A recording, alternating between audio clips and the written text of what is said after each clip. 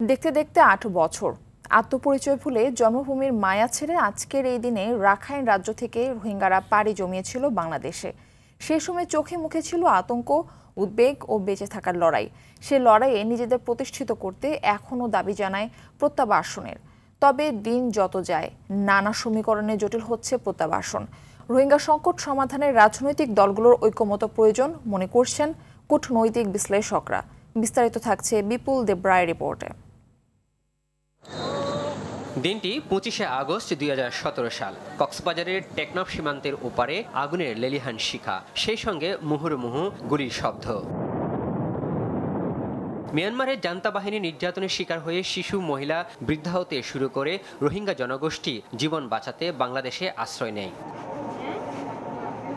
সেই থেকে ৮ বছর কক্সবাজারের উখিয়ায় জীবন সংগ্রামী রোহিঙ্গারা। একে একে ধ্বংস হলো পাহাড়, বনভূমি, বিপর্যয়ে স্থানীয় জনজীবন। এর মাঝে ২০১৮ সাল থেকে শুরু হলো তাদের ফেরত পাঠানোর নানা উদ্যোগ। কিন্তু প্রত্যাবাসন নিয়ে ২০১৮, ২০১৯ ও ২০২৩ সালের উদ্যোগ ভেস্তে যায়।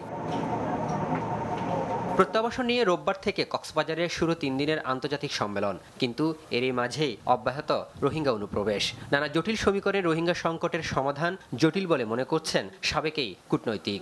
সরকার এবং জাতিসংঘ চেষ্টা করছে, ওআইসি বলে সবাই চেষ্টা করছে যে একটা পরিবেশ সৃষ্টি করার জন্য যেন মিয়ানমারকে বোঝানো যায় যে তোমাদের লোকজন তোমাদের নিতে হবে। ধরনের যে জটিল সমস্যার সমাধানে ৩ পর্যায়ে সম্মেলন করে যতটুকু মিয়ানমারকে বোঝানো যায়, যতটুকু প্রেশার দেওয়া যায়। রোহিঙ্গা সমস্যা আঞ্চলিক নিরাপত্তাহীনতার ঝুঁকি বাড়ছে জানিয়ে সাবেক রাষ্ট্রদূত মোহাম্মদ শফিউল্লাহ জানান, সংকট নিরসনে সকল রাজনৈতিক দলকে ঐক্য গড়ে তুলতে হবে। রোহিঙ্গা হিসেবে জাতীয় সমস্যা চিহ্নিত করতে হবে। পরিচয়পত্র দিচ্ছে, পাসপোর্ট দিচ্ছে, এটা যেন বন্ধ হয়।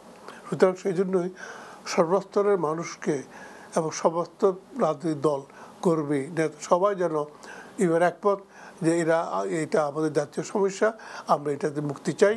সংকট সমাধানে বাংলাদেশের নিজস্ব একটি স্পষ্ট রোডম্যাপ তৈরির পাশাপাশি আন্তর্জাতিক তৎপরতা বাড়ানোর তাগিদ বিশেষজ্ঞদের। মিয়ানমার সরকারের সদিচ্ছার অভাব ও রাজনৈতিক কূটচালের ফলে রোহিঙ্গা প্রত্যাবাসনের বিষয়টি ঝুলে আছে বলে মনে করছেন অনেকেই। তবে বাংলাদেশ সরকারের পক্ষ থেকে বিষয়টি নিয়ে অনেক উদ্যোগ গ্রহণ করার ফলেও তেমন কোনো বিশ্ব নেতাদের চাপ না থাকায় মিয়ানমার সরকার এই বিষয়টি সমাধান করছে না। তাই আদৌ এই বিষয়টি সমাধান হবে কিনা এখন বড় প্রশ্ন হয়ে দাঁড়িয়েছে বলে মনে করছেন সংশ্লিষ্টরা। বিপুল দেবরাই, RTV, ঢাকা।